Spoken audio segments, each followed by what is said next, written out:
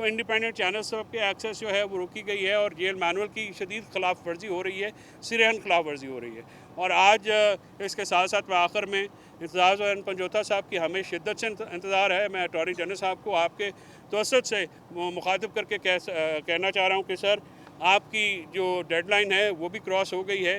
मुझे आपसे ये इस्तदा करनी पड़ी है, मीडिया के थ्रू करनी पड़ी है कि आप इंतज़ार पंजोता साहब की बाज़ाबी के लिए जो वादा आपने किया उसको जो है वो निभाएं और हमें हमारे भाई तक जो है एक्सेस दी जाए। और अगर उनके ख़िलाफ़ कोई इल्ज़ामात हैं तो अब बहुत हो गया, तकरीबन 4 हफ्ते होने वाले हैं, उनका कोई वेयर अबाउट का पता नहीं है। इंतज़ार साहब की वेयर अबाउट्स के बारे में उनकी फ़ैमिली, उनके बच्चे, उनके वालिदैन, उनके भाई, हम दोस्त सारे बहुत परेशान हैं।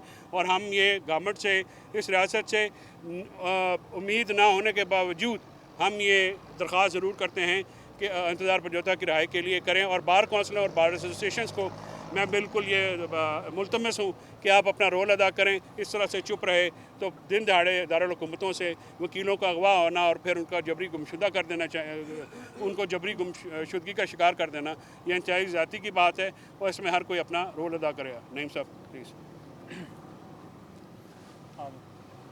बिस्मिल्लाहिर्रहमानिर्रहीम। बहुत शुक्रिया जी। देखें, बात यह है कि आज अगर बात की जाए समात के हवाले से तो पहले तो आपसे गुजारिश करें कि मेरे साथ अलीजाज भुट्टर साहब खड़े हैं और नादिया खड़ी हैं और हमारे वर्कर्स खड़े हैं। ना वकला को एक्सेस है, फैसल चौधरी साहब भी उन्होंने जाने इसलिए दिया क्योंकि ये दोबारा हाई कोर्ट में गए और उन्होंने कंटेम्प्ट पटिशन फ़ाइल की। हम भी इंशाअल्लाह ताला मंडे को जा रहे हैं तो इन्हें अदालत की दरख्वास्त देंगे, क्योंकि अदालत के हुक्म के बावजूद के वकला जा सकते हैं, खान साहब के कौंसल्स जा सकते हैं। खान साहब के कौंसल्स के साथ जो भी उनका वकील होगा वो एक 3 वकला को भी साथ लेकर जा सकता है, यानी एसोसिएट्स को। तो हमें इजाज़त नहीं दी गई। सुबह से लेकर अब तक हम यहाँ पर खड़े हैं। हम जाना चाहते थे, सिर्फ इसलिए नहीं दी गई क्योंकि वो चाहते हैं कि किसी तरीके से खान साहब का मौक़िफ़ जो है वो बाहर रोका जाए। फैसल साहब ने बात की, उसके ऊपर भी उन्होंने रोक लिया, फिर ये अदालत में गए और उस तरीके से आई। और अब ये दोबारा यानी कि कंटेम्प्ट की वजह से इनको एक्सेस दी गई है। हमें भी इसी वजह से एक्सेस नहीं दी जा रही कि हम दोबारा वो जाएं कंटेम्प्ट में, दोबारा वो सारा प्रोसेस करें और फिर जाकर वो एक्सेस की तरफ बढ़ेंगे और फिर कहीं ना कहीं किसी न किसी मौके के ऊपर दोबारा जो है वो पाबंदी लगा दी जाती है। साफ़ी जाते हैं दोस्त हमारे, मैं उनको तो ब्लेम नहीं करता, डेफिनेटली जो उनके चैनल्स वाले हैं, जैसे कि इन्होंने फरमाया है फैसल भाई ने, देखिए उनको चाहिए कि एक पॉलिसी बनाएं, या तो ये कह दें जेल अथॉरिटीज़ को कि जी हमने नहीं जाना, बाइकआउट करना है। अगर आप अंदर जाते हैं तो फिर खान साहब का मौक़िफ़ जो है वो बाहर आना चाहिए, खान साहब की एक एक बात बाहर आनी चाहिए। आप तमाम लोगों को ट्वीट करने चाहिए। मुस्लिम उम्मा के लीडर हैं, पाकिस्तान की सबसे बड़ी पार्टी के सरबराह हैं, आप उनकी आवाज़ के ऊपर, उनके मैसेज के ऊपर कैसे पाबंदी लगा सकते हैं। नंबर 2 बात ये रह गई कि आज तोशाखाना केस की जो समात थी, तोशाखाना केस के अंदर अगर बात की जाए तो ये तोशाखाना केस पहला नहीं है, ये दूसरा भी नहीं है, ये तीसरा भी नहीं है, ये चौथा केस है। नैब का ये पार्ट 2 है और ओवरऑल ये चौथा केस है। कानून ये है कि अगर एक जुर्म होगा, पहली बात तो ये है कि जुर्म हुआ ही कोई नहीं है, जुर्म होगा तो उसके ऊपर एक कार्रवाई होगी, एक केस होगा। चौथा ये केस बनाया गया है और फिर हंगामी बुनियादों के ऊपर, चाहे अलकादर ट्रस्ट केस हो या तोशाखाना केस हो, हर रोज़ समात की जाती है। आपने देखा कल भी समात थी, परसों भी थी, अब दरमियान में सिर्फ संडे की छुट्टी आई है। संडे के बाद अब फिर मंडे के लिए अलकादर लगा हुआ है और इस तोशाखाना को मंगल पर लेकर चले गए, यानी 5 तारीख को डे टू डे हेयरिंग्स हो रही हैं। वहाँ पर आज़म सवाती साहब की आज बेल्स लगी हुई थी, उन केसेस के अंदर ना प्रोसिक्यूशन है, ना उनके पास रिकॉर्ड है। जहाँ पर कोई बेल या खान साहब की बेल का मामला हो या बीबी साहबा की बेल का मामला हो या खान साहब के किसी सियासी रहनुमाई या वर्कर का मामला हो, वहाँ पर रिकॉर्ड पेश नहीं की जाते, वहाँ पर वकील भाग जाते हैं, वहाँ पर प्रोसिक्यूटर अवेलेबल नहीं होते, और जहाँ पर सज़ाएं देनी हो फिर प्रोसिक्यूटर आते हैं, प्रोटोकॉल होते हैं, उनको अंदर ले जाया जाता है, सारा दिन कार्रवाइयाँ चलती हैं, शाम तक कार्रवाइयाँ चलती हैं और फिर जज साहब भी मुकम्मल सहूलत फराम करते हुए उस केस को दूसरे दिन अर्जन कर देते हैं। जज साहब को भी लगता है कोई और केस नहीं है पाकिस्तान के अंदर कि वो किसी और केस में समात करें। हर रोज़ आकर यहाँ पर समात हो रही है। पूरे पाकिस्तान में डे टू डे अगर हेयरिंग कहीं पर हो रही है तो हमें दिखा दिए जाए। जहाँ पर खान साहब के ऊपर इल्ज़ाम लगाया जा रहा था कि नैब तरमीम से उन्होंने फ़ायदा ले लिया है, नवाज शरीफ, आसिफ जरदारी और जो गिलानी है, इन तीनों ने नैब एहतसाब अदालत के अंदर रेफरेंस जो दायर थे उनको वापस लेने की दरख्वास्त दे दी है। किस बुनियाद के ऊपर? इस बुनियाद के ऊपर कि जनाब नैब तरमीम हो गई हैं। तो ये नैब तरमीम का फ़ायदा लेने वाले ये खुद हैं। कोई दुनिया में कहीं पर ऐसी पार्लियामेंट नहीं है कि कोई ऐसा कानून बनाए जिससे अपने ही आपको फ़ायदा दे।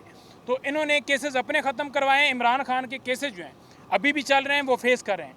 इमरान खान ने मुकम्मल तौर पर हमेशा ये कहा है कि आज़ादी के ऊपर कोई कंप्रोमाइज़ नहीं है, कोई डील नहीं है, और वो आज़ादी हासिल करने तक अपनी जंग जो है जारी रखेंगे।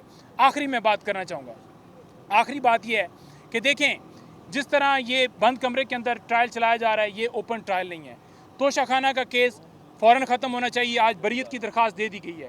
खान साहब की रिहाई 1 मिनट भी बनती नहीं है कि उनको 1 मिनट भी जेल के अंदर पाबंद सलासर रखा जाए। फिलफौर उन्हें रिहा करना चाहिए, तमाम लीडरान को रिहा करना चाहिए, तमाम हमारे वर्कर्स को रिहा करना चाहिए। यही हमारा मुतालबा है। और मैं खराज तहसीन पेश करूँगा बुशरा बीबी साहबा को कि जिस तरह उन्होंने इस्तकामत के साथ, दिलेरी के साथ, बहादुरी के साथ 264 दिन अडयाला जेल में गुजारे, सख्तियों के बावजूद गुजारे। उनके ऊपर सख्तियाँ थी, पाबंदियाँ थी, मुलाकातों पर पाबंदियाँ थी। उनके साथ उनको जो जेल मैनुअल के मुताबिक उनका हक है, हालांकि इस वक्त वो सज़ा याफ्ता नहीं थे, ना बीबी साहबा थी, ना खान साहब थे, और ना अभी भी खान साहब नहीं है। वो एक अंडर ट्रायल प्रिजनर हैं। तो उन्होंने के ऊपर सख्तियों के बावजूद उन्होंने कोई डील नहीं की। वो खड़ी रही हैं, वो डटी रही हैं, वो पीछे अपने मौक़िफ़ से नहीं हटी। वो इमरान खान की ताकत साबित हुई हैं, इमरान खान की कमज़ोरी साबित नहीं हुई। कोई डील वाला मामला नहीं है। तमाम केसेस बनाए गए, एक एक केस इन्होंने दायर किया। आखिर में इनके पास केसेस बचते थे 9 मई के, वो भी इन्होंने दर्ज किए। उसके बावजूद इम्प्लिकेट करने के बावजूद उसमें भी अल्हम्दुलिल्लाह उनको डिस्चार्ज किया गया। जब आपके पास कोई केस नहीं बचता तो आप फिर देख लेते हैं कि इमरान खान को भी नहीं तोड़ा जा रहा, केस भी नहीं बचा, तो अदालत ने मेरिट के ऊपर उनकी बेल दी। हमने बेल के लिए उसी केस के अंदर हाई कोर्ट में रजू किया हुआ है। हम अदालतों से इस्तदा करते हैं कि उनकी बेल्स दायर हो चुकी हैं। आज लाहौर में 9 मई की केसेस की बेल्स थी, तोशा खाना की भी बेल दायर हो चुकी है। तो आप से इस्तदा है कि फिलफौर आइन का आर्टिकल 10A जो है उसको देखते हुए फेयर ट्रायल हर एक का शख्स है, उन्हें फिलफौर उसमें बेल देनी चाहिए और उनकी रिहाई जो है वो यकीनी होनी चाहिए। सिर्फ मैं एक पॉइंट अली आपकी इजाज़त से 2 पॉइंट मैं, क्योंकि हमसे नोट्स ले लिए जाते हैं तो वर्बल क्योंकि याद रहते हैं। तो काजी फ़ाइज़ ईसा साहब का जो शर्मनाक किरदार रहा है, खान साहब ने आज उस पर बहुत ज़्यादा बात की है। खान साहब ने कहा कि काजी फ़ाइज़ ईसा ने इस इलेक्शन फ्रॉड को, इस फ्रॉड इलेक्शन कमीशन को, और जो ये सारा एक फॉर्म 47 का फ्रॉड किया गया अवाम के साथ जो इलेक्शन के नाम के ऊपर, उसको तहफ़्फ़ुज़ फराहम किया। इसके साथ साथ नवाज शरीफ साहब के जो करप्शन केसेस थे, हुदैबिया पेपर मिल का जैसा केस, जिसमें उस वक़्त के दौर में मनी लॉन्ड्रिंग की, करोड़ों रुपए डॉलरों की, अरबों रुपए की मनी लॉन्ड्रिंग हुई, उसको तहफ़्फ़ुज़ फराहम किया गया। और नैब अमेंडमेंट्स का फ़ायदा जो है वो काजी फ़ाइज़ ईसा साहब को खुद है। इन्होंने ये कहा कि जो इशराफिया है, काजी हो, उसके भी 3 फ्लैट्स हैं बाहर लंदन में, नवाज शरीफ के भी प्रॉपर्टीज़ बाहर हैं। यहाँ पे वो सिर्फ लूट मार करने आते हैं, अवाम का पैसा लूटने आते हैं। और अब उन्होंने नैब अमेंडमेंट को बहाल करके जो है काजी साहब ने अपनी भी प्रॉपर्टी के ऊपर ताकि कोई हाथ ना डाल सके, वो उन्होंने कहा कि ये ख़ुद भी उसके बेनिफिशरी हैं। उन्होंने जो उनका किरदार रहा उस पर बहुत ज़्यादा उन्होंने ये कहा कि उनका एक तारीख़ किरदार है। उन्होंने पाकिस्तान में अदलिया, अदालत उज़्मा को कमज़ोर किया, पाकिस्तान में इंसाफ की फराहमी को जो है वो कमज़ोर किया। जो ह्यूमन राइट्स वायलेशन हुई उनको इन्होंने वायलेट किया, उनको बिल्कुल इग्नोर किया, और इलेक्शन के जो फ्रॉड है उसको इन्होंने किया। इसके साथ साथ खान साहब ने मुल्क में बढ़ती हुई दहशतगर्दी पे बहुत जो है वो कंसर्न शो किया। उन्होंने कहा कि जब एजेंसीज जो हैं या लॉ इन्फोर्समेंट एजेंसीज को आपने एक पॉलिटिकल पार्टी को क्रश करने के लिए लगाया हुआ है और आपकी फ़ॉरेन पॉलिसी फ़ेल हो रही है, फ़ॉरेन जो ऑफिस है मुसलसल फ़ेल हो रहा है, तो इसी वजह से दहशतगर्दी बढ़ी है और जिसको जो है फौरी तौर पे रोकने की ज़रूरत है।